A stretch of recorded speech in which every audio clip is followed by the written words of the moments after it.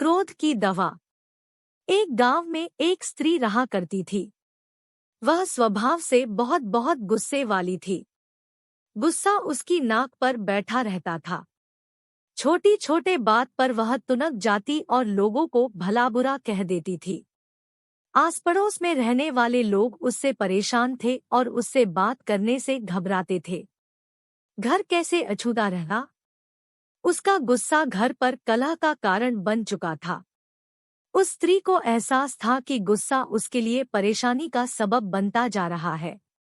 अक्सर गुस्सा उतरने के बाद वह पछतावे की आग में जला करती थी। लेकिन गुस्सा नियंत्रण के बाहर होने के कारण स्वयं को लाचार पाती। एक दिन गांव में एक महात्मा पधारे। उनकी कीर्ति जब स्त्री के कानों तक पहुंची तो उसने निश्चय किया कि वह महात्मा जी से मिलकर अपने गुस्से को दूर करने का उपाय पूछेगी। वह महात्मा से मिलने पहुंची और प्रमाण कर बोली, गुरुवर, मैं अपने गुस्से से परेशान हूँ। गुस्से पर काबू ही नहीं रख पाती।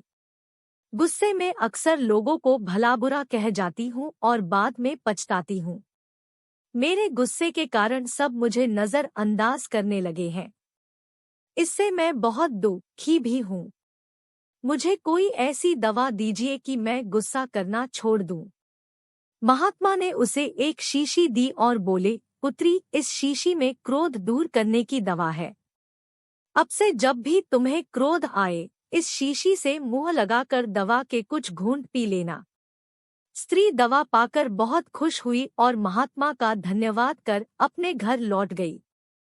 उसके बाद उसे जब भी गुस्सा आता, वह शीशी से मुंह लगाकर दवा पी लेती।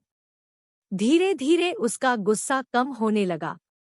7 दिन बाद जब शीशी की दवा खत्म हो गई तो वह फिर से महात्मा के पास पहुंची और बोली, गुरुवर, आपने मुझे गजब की दवा दी है।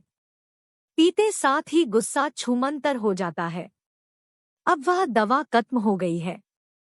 कृपा कर मुझे उस दवा की एक शीशी और दे दीजिए। महात्मा मुस्कुराते हुए बोले, पुत्री, तुम्हें जानकर आश्चर्य होगा कि उस शीशी में कोई दवा नहीं थी। उसमें सादा पानी भरा हुआ था।